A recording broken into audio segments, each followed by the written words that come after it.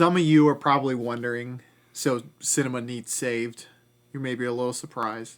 But 2023 does indicate that a lot of major movie production companies were either down in profits, down in revenue, down in both. And I think there is a trend where fans, and this is anecdotal, maybe your friends or yourself, you don't feel this way, but there is a sentiment that they're starting to maybe not like what is being out there and offered. Quentin Tarantino went as far to say this is the worst time period in film that he can remember, and I've read his book, I've listened to a lot of his podcasts, obviously watched his movies as well, and he's very encyclopedic when it comes to film from the 70s to now. And I think that carries a lot of weight. I'm here with the Dad Man. We're going to discuss how we dig ourselves out of this cinematic funk. Yeah. And how we move forward. A lot of the stuff that I'm going to say is going to be paradoxical because I'm going to both praise but also point out some of the deficiencies in cinema. And hopefully together we can crack the case.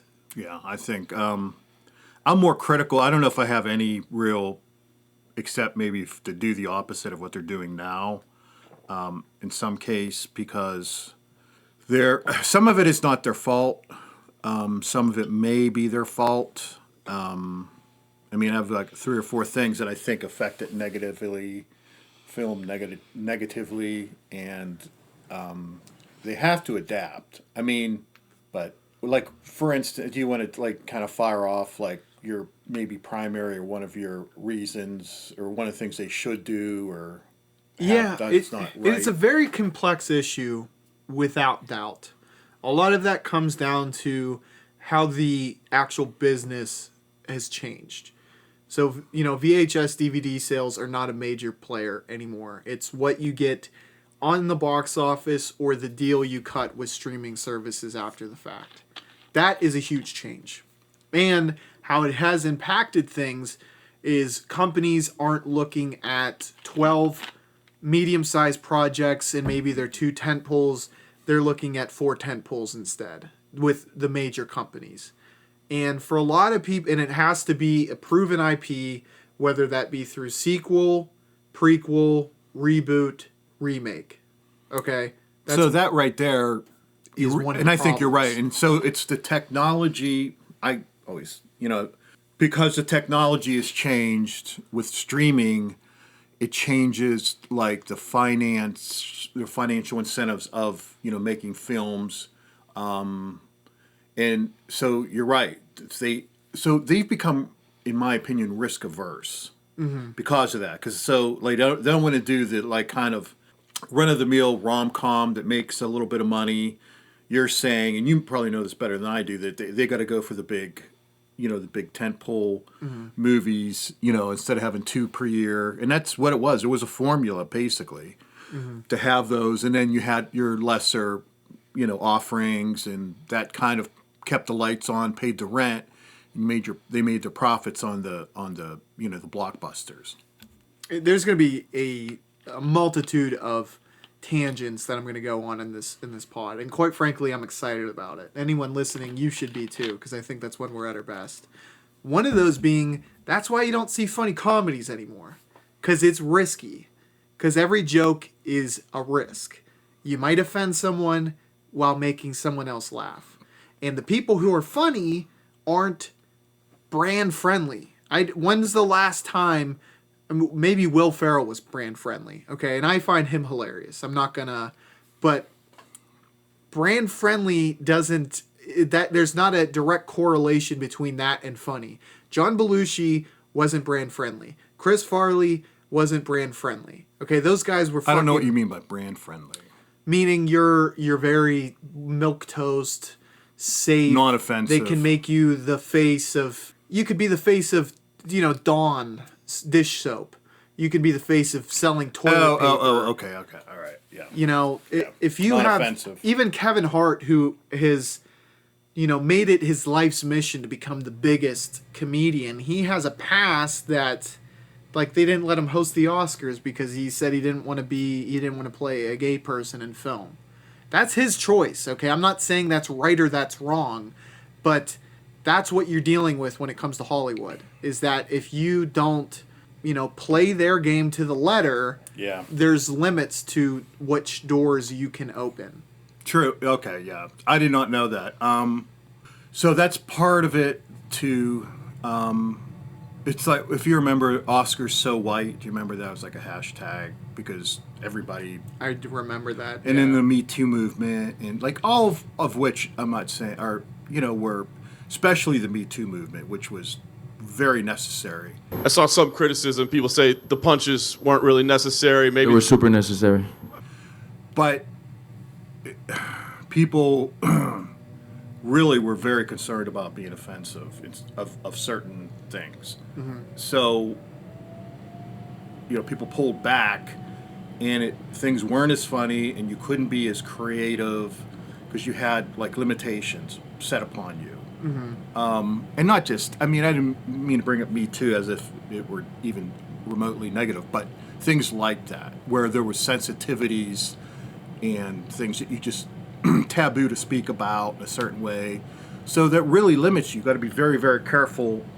There's well-written books that are insensitive. Mm-hmm. That it's like, well, we can't make it a movie, because it's going to get all this publicity. People are going to talk about this scene, and, that could just kill us at the box office. Right. So. Well, here's something I want to dip into that just talking about books that are insensitive, or maybe they're not like, it's not going to, it will rub some people the wrong way, is the best way to say it. Yeah. And even after I watched it, I was kind of like, I'm surprised they made this, but I appreciate it now because it would never be made now. It was made in the 90s, remade in the 90s, but Stanley Kubrick made the movie Lolita. Okay. Yeah. About a 15-year-old. Yeah. Yeah. I kind of wonder, because he's one of those brilliant people who seemingly had messages underlaid in a lot of the stuff he did. I wonder why he made that.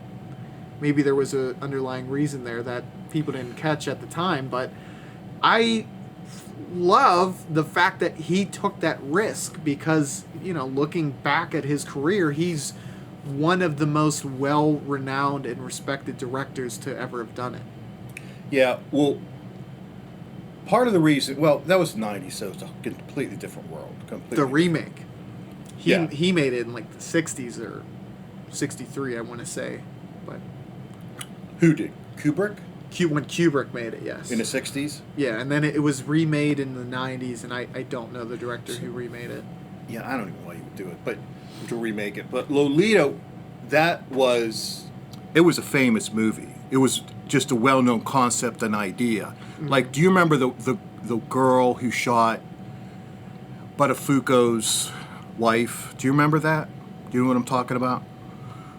Buttafuoco? I don't know who that is. Older listeners will know what happened was he had an affair with a young girl, and the young girl shot his wife. Oh, is this in the movie? No, this is a real thing that happened. Okay. The reason I bring it up is because they called her the Long Island Lolita. Okay. So Lolita became, it's like when people say something Watergate or, yeah, something gate. Lolita means that. Lolita means a young girl involved with an older man, and generally not of age. Yeah.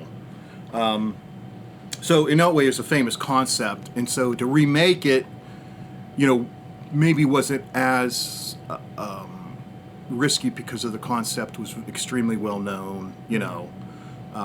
But like if you made it today, yeah, well, because you have to be so skillful as to not romanticize that, which is covered in it, and I think Kubrick was able to.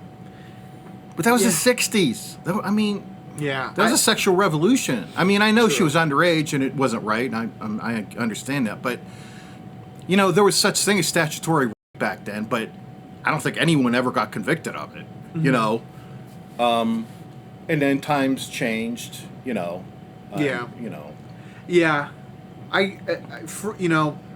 it's tricky to even talk about it because in my mind, I'm like, it doesn't appeal to me if it's being romanticized, but I stand by the fact that you should be able to talk about things.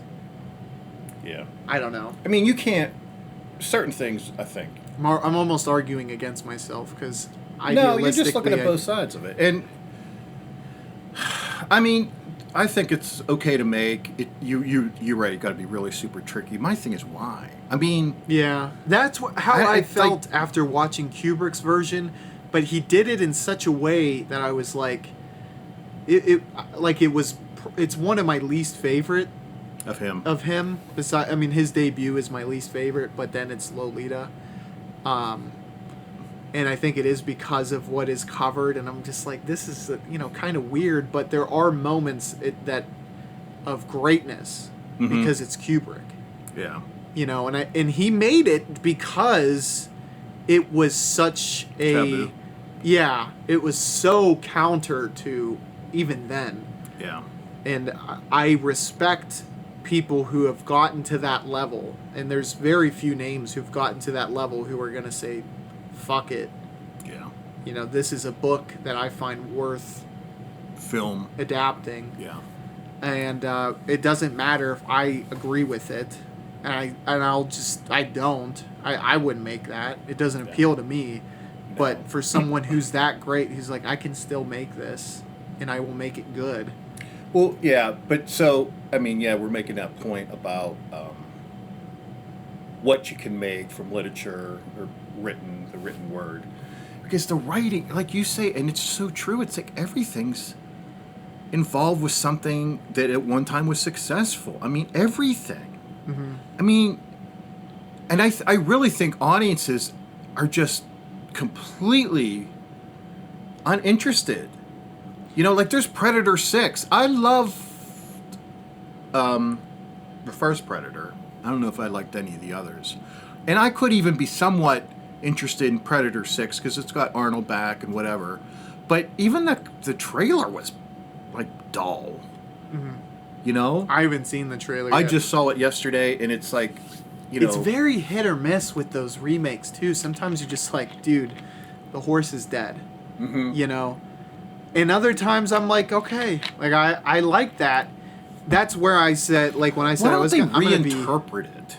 Yeah. And not reinterpret it the way Disney does. I mean, I think Disney is just going to... Let's make it in black. make her gay. They got to get their shit together. Yeah, they saw some heavy, heavy losses in 2023. Cinderella, which was supposed to be, because of their anniversary coming up, like their pop, it's like, here's Cinderella, the classic. Mm-hmm. And it's turned into... Should have been a layup. Well... I mean, it can be difficult to remake that live action. I mean, but it's not just average. I don't even know. They may not even release it. I mean, this Rachel Zegler. I mean, somebody should have said, girl, look, your career could be over after this movie, whether you're good or not. Keep your praise the movie. Mm-hmm. Praise the original. Praise everything. But nobody cares what you think at all. Mm-hmm. So don't give them your opinion. She's done like all these interviews in like TikTok videos and all this stuff, and like her publicist to say, you have to shut up. Mm-hmm. You're toxic now. Yeah. And you know what, I'm like, good. She bought the shovel, dug the hole for her own career. I like that. Well, she didn't shut up. This arrogance of... I have to take your word for it because surprisingly, as into film as I am, I guess I've stayed away from it. Well, I mean, easy. Because I've just seen this stuff online, and like Bob Iger, the CEO, has come out and he's trying to do damage control for a movie. That's movie, not good. No, it's not. It's terrible. Yeah, he's running a multi-billion-dollar corporation, and he's concerned about a film. Mm-hmm. And they first said, okay, we're not going to use dwarves because Peter Dinklage, I don't know what, complained. Because he pulled the ladder up, is what it sounds like. Yes, exactly. He's like, well, I got all my roles. It's like no other he's transcended it. He can play the lead. He can Yes. play a supporting character. You know what? Somebody else from that, as a little person in that movie, could have maybe started a career, but they can't now because he made it. A lot of midgets were like, "What the fuck is he talking about?" Yeah, I'm an I would've actor. done it. I'm an actor. I want to act. Yeah.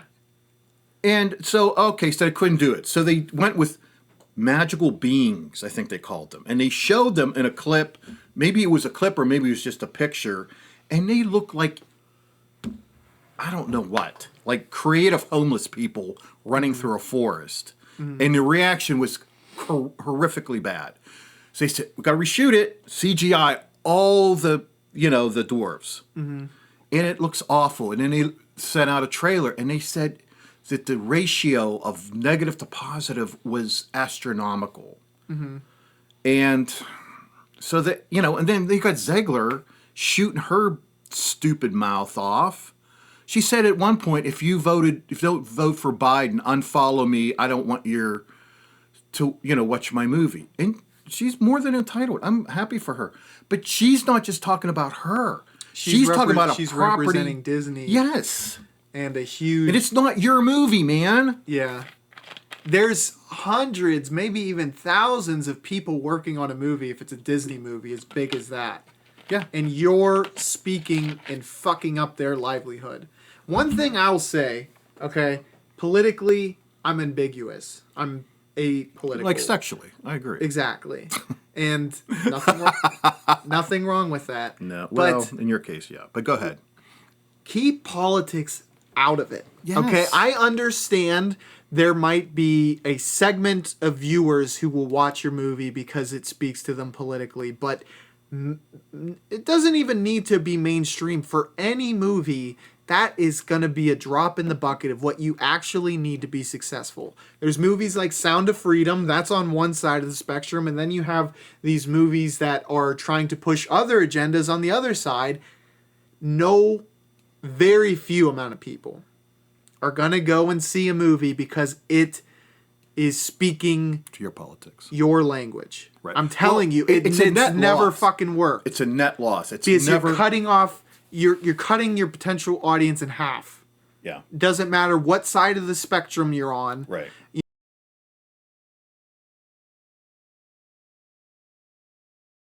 People aren't, like the Ben Shapiro movies aren't having a massive amount of people watching them.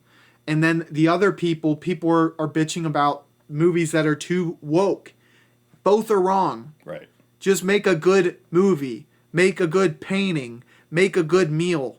I don't need a fucking Trump sticker or Biden sticker on my meal. Just make my fucking hamburger and make sure it's cooked. I agree. Now, I am of a particular political persuasion, but if I were famous, it's easy to say because I'm not. But and if somebody said, "Who do you?" I would say, "I don't want to try to influence somebody about my own personal stuff."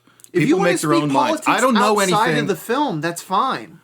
I don't give a shit. There is spillover, but you can't inject it into a movie. You just can't because more people are going to disagree with you than agree with you, and even the people that agree with you don't mean they're going to go watch the movie. Exactly, and that is a huge. But the people who disagree with you will not see it. They will not watch your movie. Exactly. You know what? People don't want to be preached to. No people want to be told how to think. And what's going to make someone buy a ticket to a movie when they already agree with you? Right. I mean, maybe if they fervently agree with you, but you have to have a hardcore fan base if that's what you're trying to bank on going to see your movie. Yeah. I mean, you have to have hundreds of thousands of people who will fucking follow you to the letter if that's how you're making a business. Right, yeah. And obviously a lot of big production companies, and I'm eventually going to say, the goodness of what these last few years have to offer isn't necessarily them. It's the smaller production companies that are actually putting out quality products. That's the thing to keep in mind. Okay, so we're talking about how the big production companies are coming out with a lot of stuff that maybe isn't interesting, doesn't appeal to you, too repetitive. People are burnt out of these same old ideas being rehashed.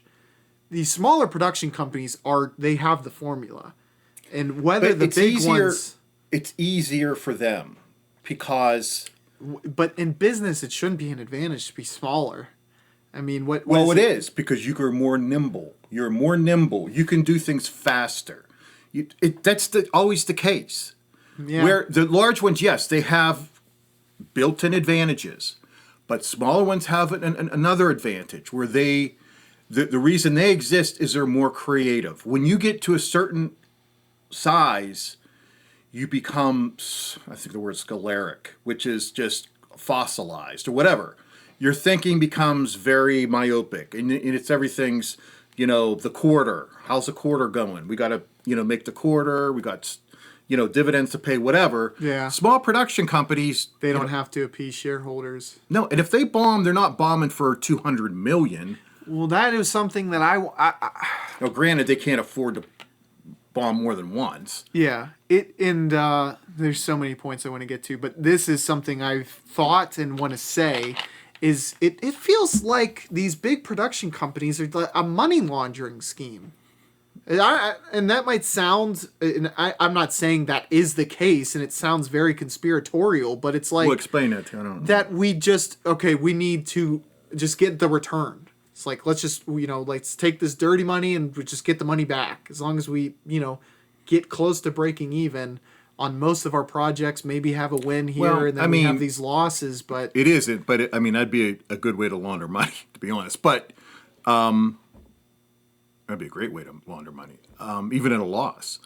It's not because somebody would have discovered this by now. Would be, if Disney Studios is laundering money, Disney's over. Yeah. In like 2 weeks.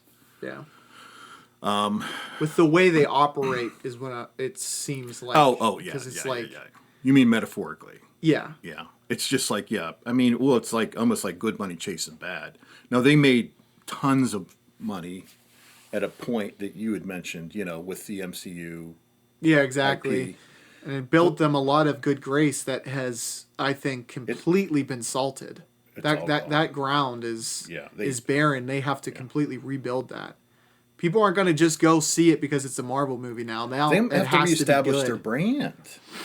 Potentially, they've got to take a brand that's tarnished, that at one time was stellar, and rehabilitate it because it's highly tarnished.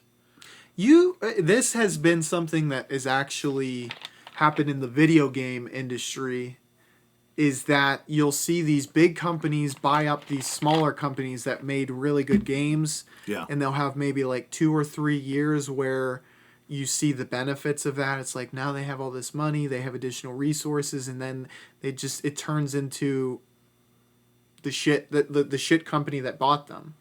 Yeah. Well, yeah, yeah. Because that's why I say the small companies are the creative ones. Yeah. They don't have to follow necessarily the same kind of risk-averse procedures. But you're right. And it's almost like they maybe even know that. Mm-hmm. It's like, well, okay, we pay this, we'll get this. It's profitable. We'll suck as much out of that brand as we can, and then... It's like they're buying goodwill, almost. Yeah. Or buying an audience, whatever. Yeah. Like what you say, They're buying income. So, but I'm not at all surprised that happens. And I guess it technically did happen with Marvel, and it flourished for who knows how long. I forget when they bought them. I think Iron Man, like the first phase, was separate, and then Disney bought them. And then we saw, phase 3 was very successful. But after that, the storyline led to it, but... Led to the end. Yeah. And it was. It really was. And I think they probably knew it's like, okay, we know this is going to do really well. Okay, writers, you got to think about what comes after this. Yeah. This is the end. Mm. And I'm not sad about that. I'm actually appreciative that they were able to let's give these people what they've been waiting. It was actually kind of not maybe noble is the way to look at it. No, I don't know if they yeah. realized that at the time. It's like, we're only going to hang on so long. And, you know, there's got to be an ending. You can't just keep stretching this out. Because they were using it to introduce, like, Ant-Man and, you know. He just never... I like Paul Rudd, that character. Yeah. But I don't want to just shit on Disney. Something that I want to say, though, that is very deeply connected to that, with these comic book movies, I do not feel as though the well is dry. I think it is time to pivot. I thought Into the Spider-Verse, that visual style was just like, it blew me away. And I really think that if you have IPs within the comic book genre, it doesn't have to be your typical superhero movies. You know, DC can do this. Even like smaller, like The Punisher could have leaned into this because that was like a manga. No, I think it was just a pure comic book.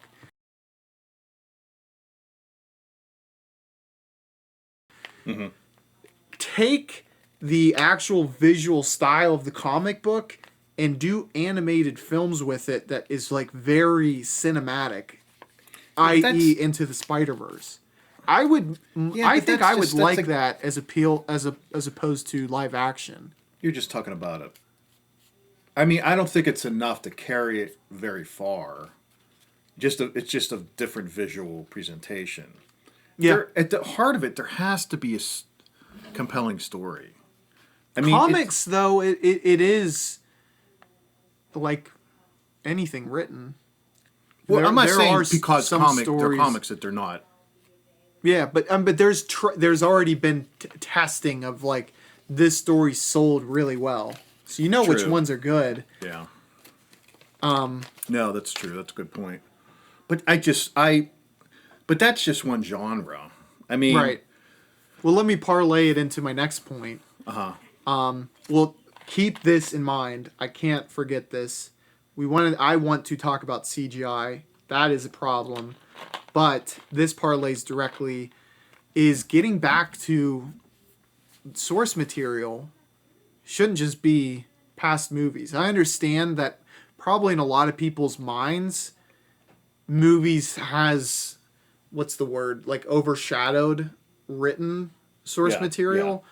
But, my God, you've seen it already. That's the problem. Well, the great works of the past 50 and 60 years, for the majority, have come from written source material. Yeah. Oh, yeah. Yeah. So maybe you start looking there again would be a good idea. I mean, there's there's more books written now than ever. Yeah. You know, so there's a lot, but they're not. Well, I don't. I just want to bring this up is because you're saying about, like, I watched The Omen, the new one with First Omen, the 2024 film. No, there was one done in like the 90s. It had the guy who played he was a mutant or X-Man or James Leave Schreiber. Oh yeah. 2007 I think is one that came out. It was just they just redid it. There's nothing new at all about it. So you can't beat Cary Grant. And I love Schreiber. I think he's a very good actor. And this is kind of before he like really maybe got. But he was still good. Was Cary Grant in the original Omen? I saw that movie. I don't remember. Gregory Peck. Okay. So that guy's a fucking legend, all right? Right. He's a legend. Even I know that, and I haven't seen a ton of his films. You know, you have to do a retake. Mm-hmm. It can't be exactly the same film with new actors. And you can tell I was telling the truth because I stuttered and mumbled so much. But yeah, I agree. Yeah. You got to put a spin on that thing. Haktua. Can't just be... Yeah. Can't just straight remaking it. And like, look, and this is again where I'm going to be paradoxically talking against myself. We're going to be seeing this whether we like it or not. And I liked this particular instance of it. IPs are starting to roll over because of the 100-year rule. So we've seen Megaopolis, which people didn't like. I saw Nosferatu, which I liked and people did like. That is coming. And to an extent, that might not be a bad thing because 100 years is a long time. Yeah. You can technically... And the added benefit is it's almost like it's a new for them because those were silent movies. So getting to add speech to them, it's worthy of a remake, in my opinion, despite them being masterpieces of their time, because you have a completely new element that you can add to them. Oh, yeah, sound, for God's sake. Yeah, absolutely. But that doesn't mean, though, that you completely abandon written source material for movies. I think you have to look the past 200 years, what can I adapt? That's a great work of art. There's so many books that were just forgotten. You know, you have nonfiction, fiction. There's so much shit that just hasn't been adapted yet that is very much worthy of it. yeah. I'm not the right guy to speak to it because I've probably seen 35 books. They've tried with some very good books. I mean, doesn't mean they can't continue and should continue. That bombed. Very excellent books. But well, that in and of itself, again, that doesn't mean it's going to be a good movie either. You know, you have to have the right team, know who to invest to, and there's a lot of great directors. There's a ton that even I don't know. You know, and I try to watch as much film as I can. That's a huge element. But it's just, oh my God, the sequels, the prequels. And some of them I'm okay with. I saw the new Alien Romulus. I saw that as well. I appreciated it. I thought it was good. It was very close to the original without being exactly the original. Yeah. But it had that same feeling, that same vibe. Yeah. Hit a lot of the same story notes. I honestly think that's the reason why I appreciated it, is because it was so close to that. And then again, I understand I'm arguing against myself a lot. No. I know where you're coming from. I don't know if it made money and people appreciate it. It wasn't offensive, or it wasn't something that's like, but it didn't. I love Prometheus. I know people don't. And then there was, what was the sequel to it? I don't know why, but the engineers really fascinate me. I understand, and you're not alone. There's a cult following that I love really Prometheus. Appreciate that film and that whole storyline. That takes me to Ridley Scott. So, again, said I like Nosferatu. I liked Gladiator 2, albeit not as well as Gladiator 1. Yeah, it was still really good. I've seen scenes of it. Great, even. Good cast. Some really good storylines going on there. I'm not sure. I have to watch it because it's a guy movie. You would appreciate it. There's a lot of Gladiator. Yeah, violence. Showed a guy riding a rhino, which I don't know if they did. You could ever do that. Historically, that is correct. Really? No, but you can imagine. And I mean, he did stuff. You can't ride a rhino. He did stuff in Napoleon too that historically wasn't correct. That never offends me. If it's straight retarded, yeah. Yeah. And riding a rhino is close, but it's not. I mean, it's obviously super cool. Like, every guy's like, whoa, that's a great... I'd love to do that. But I don't think you could ever... I mean, that basically is domesticating a incredibly wild animal, you know? Mm-hmm. It would take you 10 years, and he would kill 30 people trying to do it, and at best you'd get him to, drink out of a... Or, whatever. But, oh crap, I can't even think what I was saying. I mean, it was cool, and that's fine. Whatever. Take some risks there, or take some liberties, which they did. That's fine. I don't care about that. But in my opinion, Ridley Scott has earned that right because he created the IP. So if he wants to make a sequel to it, I will respect that. And same goes for George Miller. I just watched Mad Max Furiosa yesterday. Yeah, how was that? It was good. It was good. There's really crazy action. Again, it's going to appeal to me because I'm a guy. I really like action. Both of those films fall into that category. Yeah. The one criticism that I will levy against both films, coincidentally, is I don't think they are going to age very well because some of the CGI was actually... I'm not like... whatever, technically sound at that, but I could see it. Yeah. And when you see it, it's like... ruins it. Yeah, it's like, if a very pretty picture has a flaw, that your eye can immediately see. And you're focused on it. Yeah, it's like, it's weird. And I saw that. There was particular scenes. It wasn't fraught throughout both movies, but there were scenes where I'm like, okay, in Furiosa, that's clearly a green screen. Mm-hmm. Like, I can tell, and it takes you out of the film for a minute. And I'm not super nitpicky when it comes to that shit. I don't like to be nitpicky myself, but when it happens, it happens. I can't help it. Yeah. You know? I mean, you notice what you notice. Exactly. I remember, you talk about green screen, like the old movies from, I'll say the 60s, when they had people driving in a car and they showed the background. I mean, for the time, though, it wasn't that bad. But now if you look at it now, it's like, oh, my God, it's like the Flintstones almost, where you I remember in the Flintstones, where they'd be driving, it would be the same scene they kept going past over and over and over again, so they didn't have to draw. Yeah. All this. It would have been a lot of animation for no reason, but. Funnily enough, Mad Max Furiosa has a scene where Fred Flintstone's in it? Chris Hemsworth is in a car. I mean, there's a lot of cars and motorcycles and whatnot, but it was the one where I'm like, yeah, this is.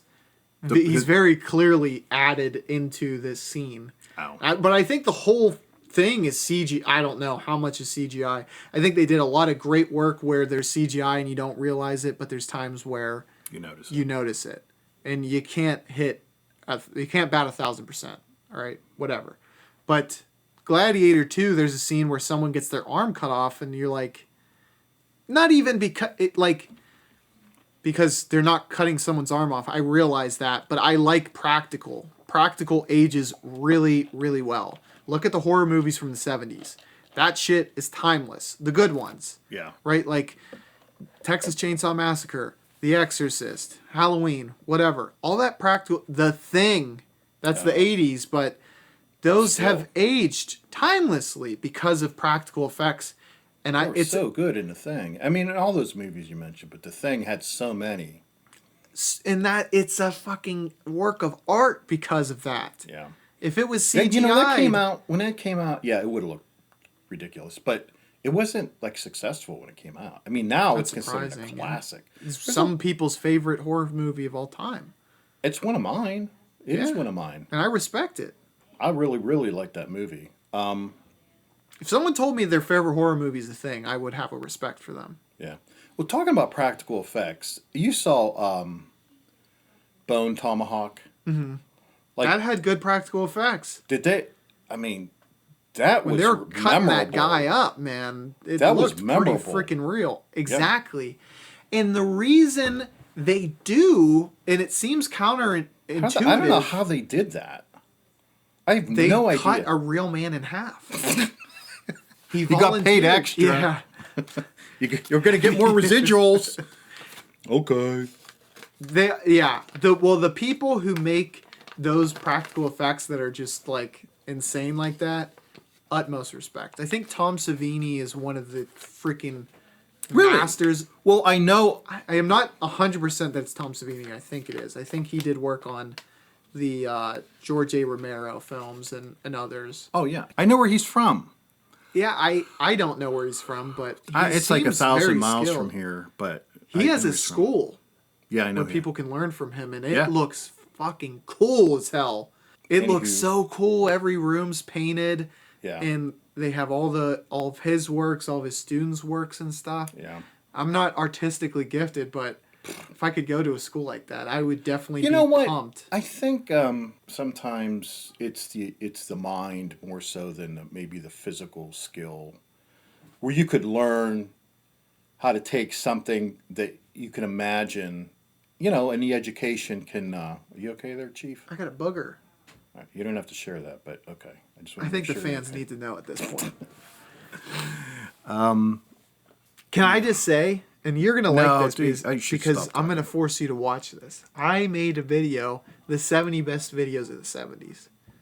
So if you're still here, subscribe to the channel.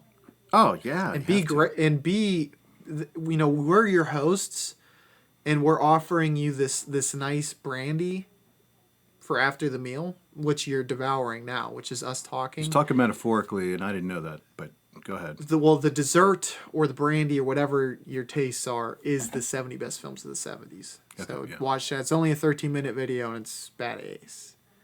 13 minutes? Yeah. Oh, I'll watch that. Hell yeah. I mean, As should they. oh, you guys should.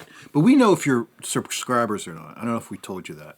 And we know, You know, we it say when we're you really sleep. bad at tech. We're lying about that. We know your IP address. There's things we could do. The call's coming in the house. The calls from inside the house. I paraphrased. Yeah, you did. But you might be actually right. Yeah, but practical effects are always going to be my shit. I love practical effects. Okay, how are we going to save... Oh, you know, let me Hollywood, the brand. Let me say this. The reason they use CGI is it's budgetary. Did Yeah. you know that? Because Yeah. then they can Absolutely. they can fix it. They can do multiple takes Yeah, I with the know. actual people. Yeah. And sometimes the practical would be just like, I don't know how we do this. You know, it'd Yeah, be some of almost... it. Yeah. But you can get so hyper creative with practical. And I love that. Did you ever see... who's that guy's in Prisoner? Gyllenhaal? Yeah. He was in something...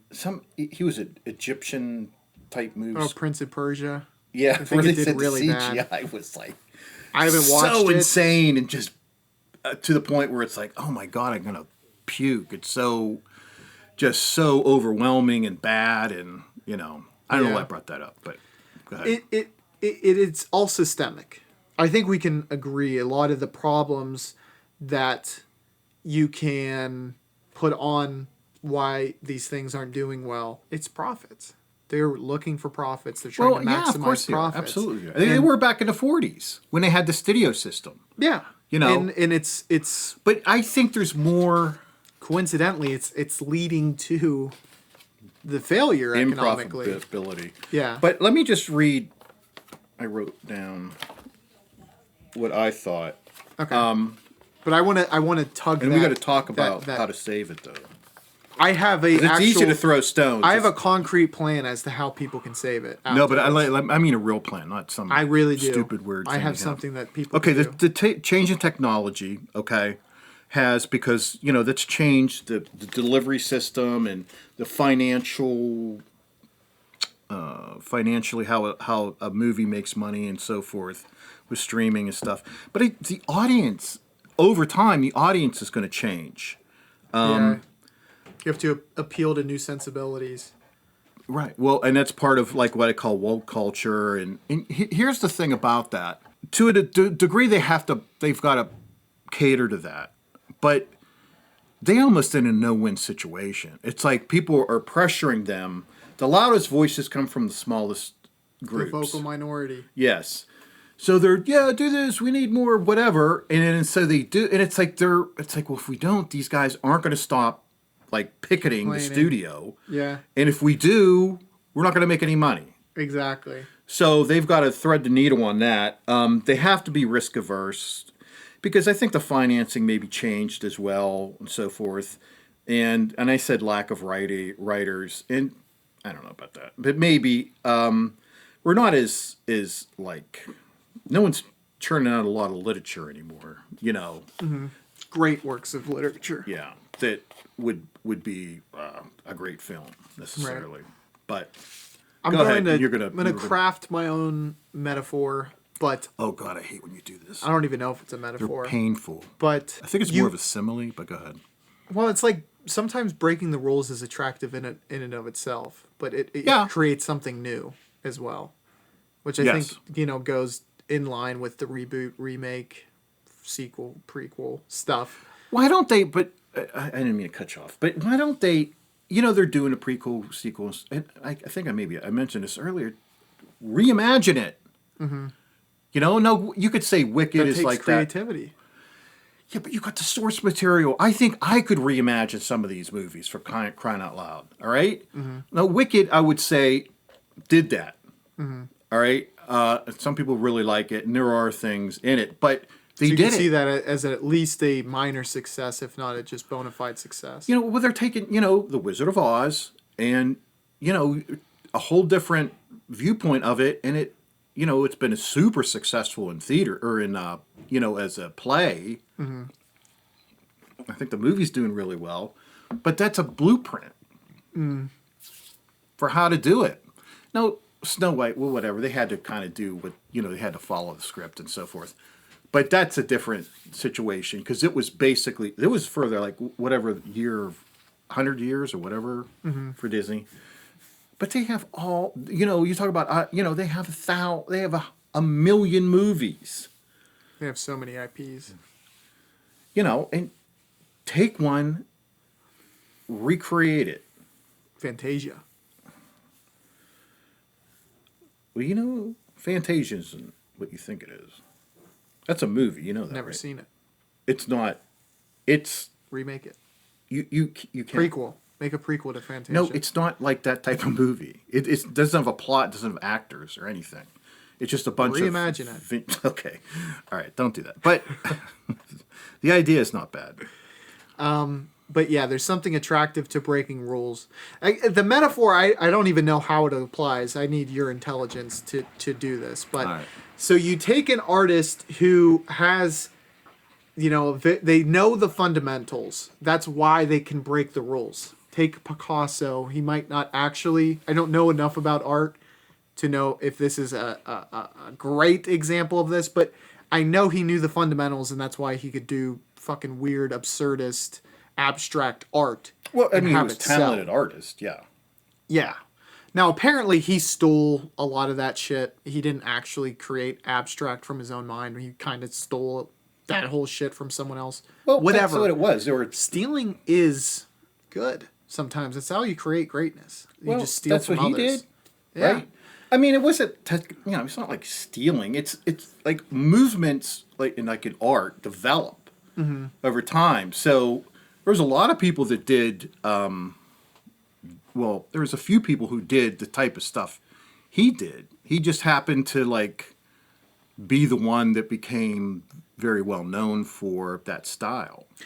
I think how it parallels. Maybe he did it best, How what I'm trying to say actually takes hold in film is you invest in directors who have shown they have talent for the fundamentals. They can make a good film. Is profitability the best marker for that? I don't think so. That's going to be a hard sell for major production companies. Whatever. Because some of the names that I would say did well, their third movie didn't do well, that are, up and coming artists. Jordan Peele, Ari Aster, Robert Eggers. Their third film, which is for some their most recent film, didn't do well at the box office. Whatever I don't think you can just go by that. Exactly. You can't go by that. You have to go by what people actually thought of the film, what fans thought of the film. And you let them take their creative vision where they want to go. Now, you do have to, in some ways, box them in. Yeah. Because you have, Michael Ciminos, who will fucking bankrupt production companies like he did when he made, I saw the film, I can't remember what it's called. But, he did The Deer Hunter, and then he did a big film afterwards, and he just fucked the company. And Cleopatra did something similar. It was such this grandiose film. Yeah. It broke the mold, actually, because it fucked the production company so much. Mm-hmm. Then they had to invest in these ground roots, up-and-coming directors who had visions, and it brought on the 70s. A whole new... And just... I think a whole new ball game. Yeah, and maybe that's how... I mean, that's the natural order of things where... This system has to break, is what I, some honest of them to God, do have think. to break. So, I'll give you an example, completely, not related to film, is like if you were to look at the Fortune 500 companies now, and you looked at them 50 years ago, there's, I don't know, the turnover rate is very high. Mm-hmm. So these large studios, in 20 years may not even exist. Some of them, I definitely feel like that will happen. Yeah. So, and then ones that are small now will be larger, and, there will be ebbs and flows. They will have their day in the sun, and they will crash. And right. Yeah, because we'll look at this, and I don't know if Apple is necessarily the best company to make this because their stock is still doing incredibly well. But when did they make good shit? It's when they were up and coming, and Steve Jobs was purely focused on making good shit. Now it's profit. Do you understand what I'm saying? Because he went public. Maybe that is a killer for creativity and innovation. You have to become risk averse when you go public, because it's not just him. Mm-hmm. He's got to answer to shareholders, you know. And I agree, and you're right about that. That happens all the time. They just become.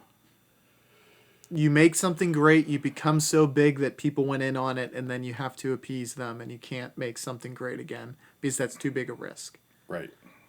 Yeah. It is very. Yeah, I think the risk is when it's like, look, my entire fortune rides on this. Mm-hmm. I put everything I have into it creatively and. When you have that risk upon yourself. Yeah. And you don't have people that can control what you can a lot of and people can't do. Burn out doing it. I mean, they just flame out. Right. But you only know about the winners. You don't know about the guys. Very true. Very true. But that's innovation. That's how it works. There's 100 ideas. 3 are good. 1's great. You know. Yeah. Now, my blueprint for how you can, I can, other people can, is your dollar is your vote. Truly. Sure. Yeah. Go see the shit that appeals to you. And if Yeah. if those big movies appeal to you, go out and watch them. Right. Whatever you want more of, go see in theaters. Whatever, Yeah, if you're like... That's always been like... I mean, if you kind of want to watch it, but you maybe don't want to support it, maybe pirate it. Don't vote with your dollar, just vote with your eyeballs. Suck the value out of it illegally. Well, I mean, I think they're at an inflection point. I was saying the Hollywood brand, the complete overall brand is bad. It is bad. Right now, yeah. Like there's a lot of things like over the last 10 to 15 years. Like the Me Too, I don't know how far that goes back. The Diddy files. Like I saw a video of Scott Baio reading. At a freak off. Yeah. But he was reading people who, like he said, were in the Diddy files. I mean, people like, you wouldn't believe. Some like, yeah, I get it. And then others like, whoa, them. Epstein had a lot of ties to people in Hollywood. Oh my God, yeah. Yeah. Hollywood and politics. Was it child's blood that was fueling Hollywood? Who knows? Maybe now that they don't have their child's blood, they can't create good ideas anymore. Yeah. Maybe we need to sacrifice this next generation. No, but it's Holly weird, brother. I mean, people, and they've ejected themselves into to lecturing people how they should think. And so something's going to completely break in Hollywood, and a whole new paradigm's going to start, I think. Like a lot of the old whatever are just going to fade away, and something new's got to start, but it's got to be more creative. I mean, I think that's the thing. It's got to be more creative. So like, I think what you said, taking a talented, maybe a group, maybe not just a director, or allow him to make a group and say, okay, we're going to make this work. And that's what they need. Mm-hmm. All right. This is going to be something completely new, and let them go and work and whatever. And like with someone like Disney, like they can afford some that don't. All right. Now they can't go too far out there. They can't be like softcore porn or, super. Mm-hmm. It is funny. That was the point it's like they have such a big, they have so much resources that they should expend some of that on, like, let's do smaller projects with directors that we want to. And eventually develop them. It's almost exactly, like a studio develop, system yeah. again. But they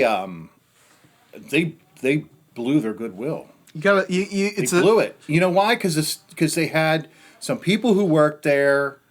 Part of it was that thing. And no, some of them were like low level people. Just they have people high up too. I'm just gonna say. Well, no, you're probably right. But they had, like part of it was that Florida, because they were in Florida. They didn't like DeSantis and the Don't Say Gay bill, and these people were. And look, it's like, dude, you work here. I don't care what you think. Get out. They should have fired them. They should have taken the cancer, cut it out. And I don't care how you feel about DeSantis. That has nothing to do with it. They're not there to be political. They're there to help you make money. If you get away from that, you get into exactly what has happened to Disney. You know, you're not a social justice company. Social justice makes no money. They lose money. Okay, that's not your goal. All right, there's shareholders that are going to get very angry if they and I don't know. I would think that they are. They have to be. It's like, what, you know? Hey, dude. You know, the fund manager is saying, hey, man, we're not going to carry your stock in this portfolio. You know that because it's a dog because you guys ruined it. But I think you're right. It's got to be creative. It has to be. And maybe Disney can't. Maybe it's gotten so large and other studios have gotten so large that they can't pivot. They can't reimagine. They can't whatever. And these smaller production houses are going to be able to do it. Maybe the government should bail out Disney. Yeah, I think Ever that's a thought great about idea. that? Oh yeah, that would make them very popular with the people. Too big to fail. They almost are, to be honest. But they gotta figure something out. I don't know what they should do with Cinderella. That is like an anchor. Make him a white dude. It might do well. Try the reverse. Yeah. Go just so ultra conservative that people are like, I don't know if I like this, but it's so different. I think I'll watch it. You know. Yeah, but there are studios. Like have the dwarves a bunch of frat bros. that would be. There is so many very funny twists that I had one in my mind. I'm not going to remember it, but I do want to say this has been very gloom and doom, all the bad things about the world, all the evils out there, the reasons not to leave your doorstep. But there are a ton of good films, good production companies too. I think A24 comes out with a lot of good stuff. Neon comes out with a lot of good stuff. Every year I find movies that I really like. My top 10 for this year, I thought they were all great or better. Have you noticed, like, I don't watch a movie now, and, before they say, in association with, brought to you by, there's like 10 different companies involved. I know. I don't understand that. Yeah. I don't understand, okay, if you all, maybe contributed or whatever. They have a sound, they have the visuals, like all these studios are doing brought to you by this studio in association with, it's like there's 10 of them. Ooh, here's another thing. I mean, do I care? I think even Tarantino said he wanted to do what I'm about to say, and it just can't be done. Okay, I love the visual style of the 70s. I love Technicolor. I saw Technicolor videos, where they took one was they took the Family Guy. Eastman color too. But go on, sorry. Just had to throw that in there. But it was so cool. It looks so good. Digital kind of looks like shit. Film in that color I don't know what style, Technicolor is exactly. It's the method of how they colored film. All right. Sometimes it is so cool. Yeah, it does. It pops. It's alive. I know. The visual style. It may be very expensive. Tarantino, who I think loves that style too, because he grew up on the 70s. Yeah. And in his book, he loves the 70s. He's like, they're like, we can't do it. And I don't understand that. I really think that the digital filming technique and how that looks on screen, it kind of looks dead sometimes. Why you can't? It has to be too expensive. I guess. I don't know. I mean, if any director could do it, Tarantino could. If they're telling him no one can. Yeah, you're right. They're not going to say, it'd be too much trouble. It's like they'll go to great lengths in order to appease him. Or Yeah. What is his latest movie? Once Upon a Time in Hollywood. Okay. Which I was listening to his podcast, and I think the guy that Leonardo plays is a real guy. They were talking about his passing, and he really did torch. And if it was like a gag episode Yeah. Where they're like, oh, we're doing an episode on Rick Dalton. And it's like, we know he's not real, but we're going to pretend he's real. Yeah. I think Rick Dalton is a real guy who actually torched 2 hippies with a flamethrower. For real. That's what in the episode they did that, and I'm gonna fact check it after the fact. So I'm Yeah. either gonna look really dumb or Well, that'd be interesting. yeah. I don't know. It seemed like Rick Dalton was a real guy. I'm gonna look it up. You vamp for me because I have to know now. I'm going to tell you a story when I was like 4 or 5. Okay, here's what happened. I was at my great aunt's. She wasn't exactly my great aunt, but I considered her to be my great aunt. Anyway, so I was at her. No, it wasn't her house. I was at our house and she was there. That's right. Okay, so here's what happened. No, it wasn't me. It wasn't me. I'm sorry. It was my brother. What did he do? No, it was me. He was not a real person. No, he wasn't, and I didn't know that until my aunt told me. I'm such a dumbass. I don't know why they did that. Okay, either. now I have to make up more stuff because I was trying to tell the most confusing, frustrating story, and I think I had a good start. I don't know if anyone's ever had a friend who tells them stories the way I'm telling them, and you're like so close to saying, I don't care. It seems like a long story with a very stupid ending. Yeah, so it's episode 123 and 124. They did the Day of the Dalton. We continue our memorial of Rick Dalton, the late actor, best known in his roles in Bounty Law and the Fireman trilogy. Is that the Fireman trilogy? I've never heard of that, but it doesn't mean. Because that's.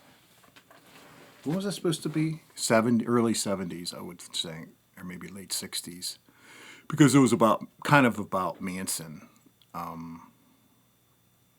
And Jackie Chan? No, not Jackie Chan. Bruce Lee. Bounty Law. They didn't make Bruce Lee look like a very cool dude, did they? Kind of made him. Yeah, look they like kind of shit on him a little bit. Yeah, he may have been like that though.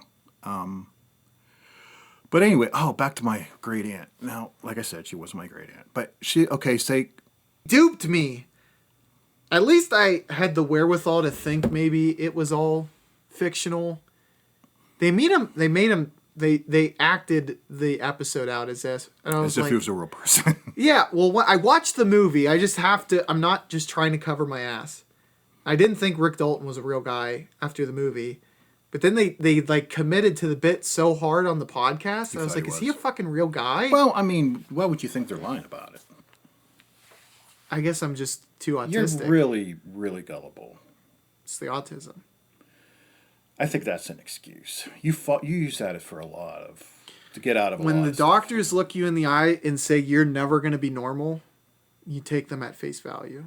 Yeah, but that doesn't mean you can do all the stupid things that you do. They say you might be cute, but you're not going to be able to ride that for the rest of your life. Part of your autism is you reimagine things. Disney is like the prom king in high school. And they just think they're going to fucking coast on that for the rest of their lives. I think they know now that the prom king has a big zit on his forehead. They know. And he's in his hundreds. Yeah, he's 100-year anniversary. Yeah, they what they call it, screwing the pooch. Say, look, you can make a couple of these, right? Remember we were talking about The Little Mermaid, the remake? Mm-hmm. Apparently that's really bad. I watched it. Big fan. No, really big fan. You did not watch Little Mermaid live action. Well, hypothetically, could have, and I thought about it, and I didn't. It was really good, hypothetically. They said, I was thinking about that movie, and they said it was, but there was some Ursula. Remember there was an Ursula? She was a octopus or something. How would you do that live action? How would you do that? All CGI. It's got to be all CGI. Yeah, I guess. Or you could go the extra mile and do it practically. No, you're not going to do that practically. No. Have semi-realistic... tentacles? Yeah, and people are green screened out and they control each one. Or you could mechanically have them move on their own. I'm going to look up. Sometimes when it's like... there's no fucking that. way we could do that practically. Just think of how you could do it practically as a movie studio. Yeah. Just think. Because it's so easy to fall back on. Yeah, CGI.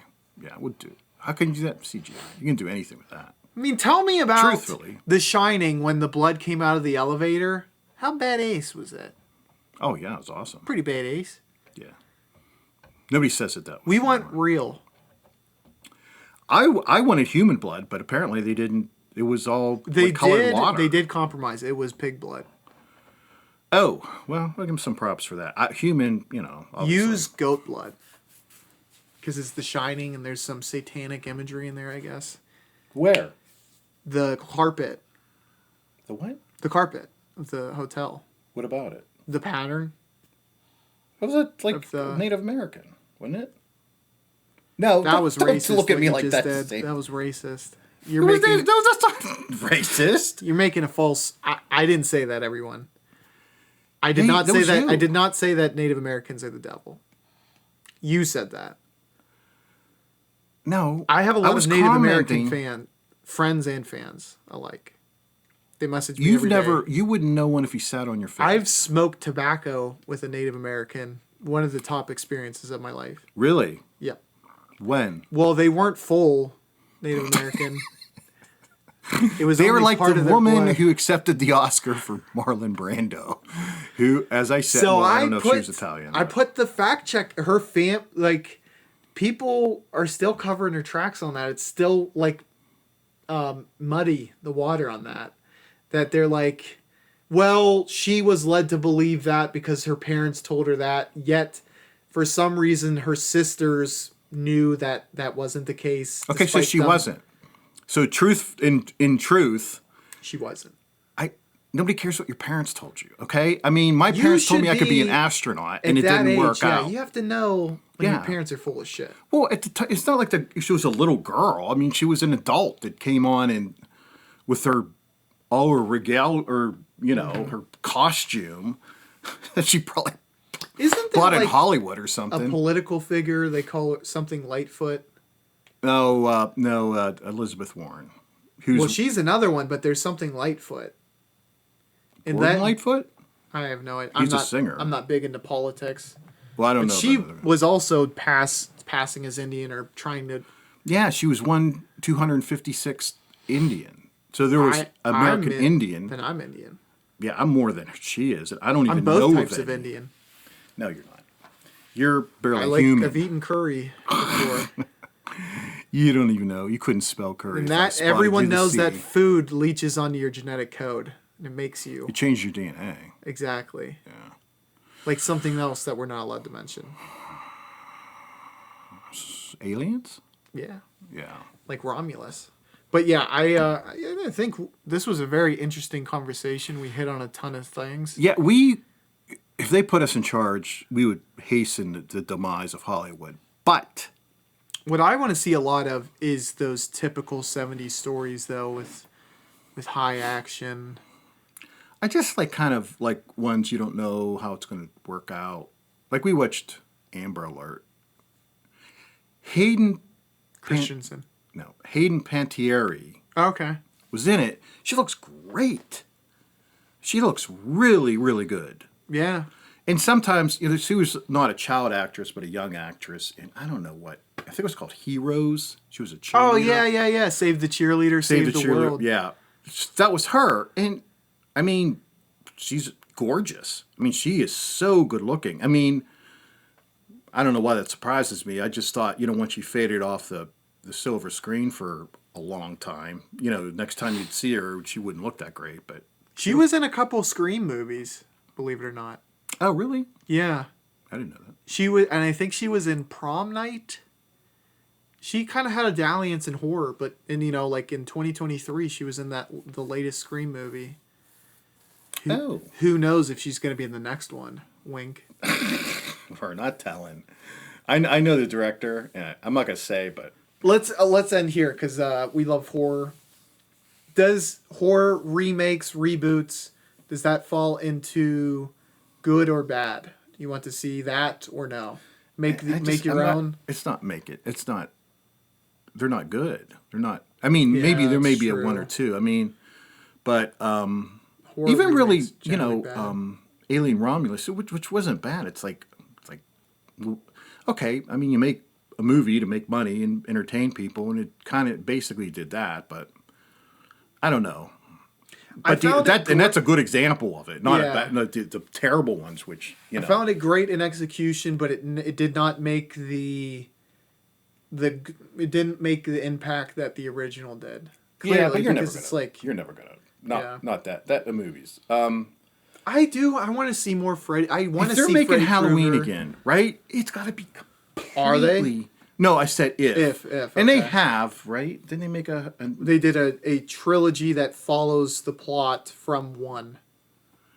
okay, I mean, you got to do something. You got to, I mean, you just can't be like, oh, well, it's Michael Myers, same old whatever. It's got to be something. It has to, you have to have some major creative change in it. Yeah. Because, look, they're giving you the basic script. Or, it's like it almost writes itself, kind of. It's like, okay, well, he's going to chase these guys around. Do something. There was some very good things. The cinematography was really freaking good in Halloween.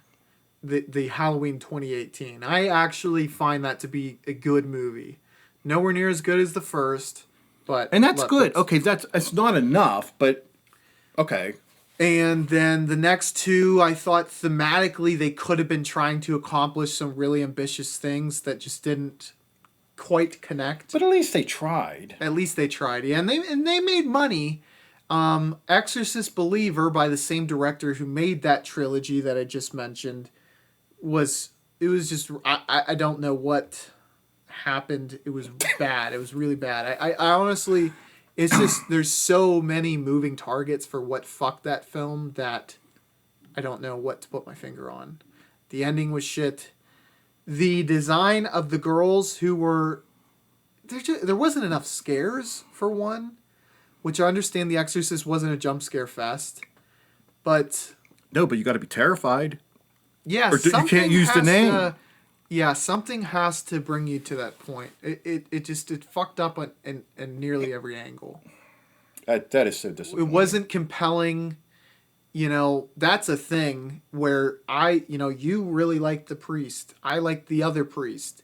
The mom you come to have this relationship with, the daughter you become terrified for. It was so well done from so many aspects that you were invested in that film. Yeah. By the time it started to pick up the momentum towards what it was building towards. Mm-hmm. So that is one that, damn, dude, you got to take one of the ascending stars who are directing and let them have it. You can't let someone who made a good comedy movie and did one good remake of Halloween and say, yeah, take this classic horror movie, perhaps considered the best of all time. The best of all time, and see if what you can make do. something that makes money. Yeah. You got to take Ari Aster. You got to take Jordan Peele. You got to take Robert Eggers, and I there's might probably get like a few more. one of those really good foreign directors. That might be the way and to get do a it too. real different take on it, with it fundamentally being about exorcism or whatever. South Korea seems to have. I guess I would have to actually look at the financials of what they're doing, but they are making quality shit. I will say, to the point where there's a movie coming out in this. Happy New Year, by the way, everyone. Happy I New know, Year. depending on when you watch this, it might be September. February. Yeah, you're like, why the fuck are you? It might be September But 2026. you should. I say Happy New Year like every day. Well, because It's always a new year. Yeah. I mean, it didn't. It's not last year. Yeah, can't do that. It's not the year after. So shut the fuck up. Quit complaining. Complaining about People that. say nice things to you. Just say thank you and Exactly. Go Say yes, your sir. day. May I have some more? But Mickey 17. It's got Robert Pattinson, and I don't know if it's Jung Ho Book. I'm definitely messing that up. The guy who made Snowpiercer and a lot of great others, or Park Chan Wook. I'm not sure which one. I think it's Bong Joon Ho. Nobody cares. Okay. It's gonna be a movie that I'm gonna watch though. Pattinson's turned into an actor. He's damn good. I mean, he is great in Good in Times. He's very good in the Batman. The Lighthouse. Very, very good. Great in The Lighthouse. Although that's supposedly so depressing, it makes people commit suicide. It's so depressing. But I'm great still acting. here, baby. And I watched I made it. You might try, but you missed. Well, yeah. You take a king, and you swing at the king's head. You better. You hit. messed that up. So Better hit. That's what Babe Ruth said before when he you hit that take a home shot run. at the king, you better not miss. And Babe Ruth said That's what that was before he trying to hit a say. home run. He did not say that. And he said, He was illiterate, He did said, you know? make a He didn't candy speak bar English. after me. He didn't speak English. Was it Italian? Did he speak Italian? Nobody knows what language it was. I heard he could. You could use like hand signals, not. He could fart in color, and He that did was in a once. time before color. Yeah, I know. Everything was black and white back then. I know, it's so weird. I don't know how that happened. But he said that before his big home run, and he also said, "Make a candy bar after me." And he Baby died. Ruth. A little overrated. No, it's not about Babe Ruth. Did you know that? It's about a president's daughter. I think maybe Truman or. I don't know if that doesn't No, you're track wrong. for me. Well, doesn't matter. Well, if it who's tracks the or not. president's daughter? Because I know who Babe Ruth is. Well, okay. And I don't know who that little brat is. And as far as I'm concerned, she never existed. And as far as I'm concerned, Babe Ruth's the candy bar never existed. You never thought that it was weird? It was called Baby Ruth, not Babe Ruth. But how's it spelled? BABY. There are certain pronunciations where the Y is silent. By people who don't know. Okay, Baby Ruth name origin. Ruth Cleveland. Was that Grover Cleveland's daughter? Well, it wasn't Frankie Cleveland's daughter. I know, Yes. I set you up. Thank you. That's good. Oh, Grover boy. Cleveland. Yes. So to me, it's still Babe. So they called him Babe because the candy bar already existed. And they thought that was like so Babe Ruth's original name was probably like Tino, Tawny, Bambino. Marion. Bambino? Marion. And they're like, hey, you have the same last name as Babe Ruth, Baby Ruth's. We'll call you Babe. You just rewrote history, my friend. In a bad way. Yeah. Really This is bad the way. bad timeline where movies suck. There are good movies, though, for real. And I know two of them. if you do watch foreign film, I know you're not a big fan, but it expands your sights even more. Essentially, at this point, you watch the big ones that have an IP that maybe appeals to you. But beyond that, you look at the smaller films, word of mouth, letterbox, online, you'll find the movies that are good. Have trusted people. This channel can be one of those trusted people. Ask your priest. I mean, he's really a good source for movies. I'll tell you the ones to watch. For Well, real. I like a don't lot. trust you. I maybe have too much good faith in film. I try to watch as many as possible and like them. But that can be a disadvantage to me. But you're not going to miss out on a lot of ones that way either. So maybe you'll sit through one that doesn't completely appeal to your sensibilities, but I'm telling you, I try to watch as much film. I've seen over 1,000, and I keep watching a movie as frequently as I can. Try to watch a movie a day. I got your back. So subscribe to the channel so you don't miss out. He really does. He watches a lot of films. And you want to subscribe and hit the bell icon so you don't miss them. I'll make you're videos. gonna miss out. Like I said, we know who you are too. So, like if you listen and don't subscribe, expect a knock on the door. DadMan, he's a cool guy. But And if you want to hear really, him, really sinister. if you want to hear more of him, you got to subscribe and hit that bell icon. But truly, we do appreciate your support. Yeah, we do. It means We don't it like means a you, lot but to we me. appreciate the support. Just one subscription, dude. I wake up excited when And I tell see like that. 30 friends, and before you know it, we're doing this full time. Yeah, just walk into banks and scream, "I got a guy that you need to subscribe to," Go and to then like theaters. fumble Theaters. around in your pocket too while you're saying it. Pretend there's something underneath your hoodie, in your waistband. They love that in banks. Wear a stocking And then cap when you over go to your jail, face. tell them too. If they seem media That's the literate. captive audience right Yeah, there, my friend. exactly. Yeah. Sneak your cell phone in and make them watch it. I'm not going in to tell you the how, holding cell. but I think you know. Yeah, exactly. You have a pocket that Built you're not in your utilizing body. yet. Yeah. But yeah, again, we really appreciate y'all. Thank you for watching through this whole. Don't drink and drive. Mm-hmm. Drugs kill dreams. And that's for real. And nobody loves quitters, Yeah, exactly. especially of drugs. Yeah.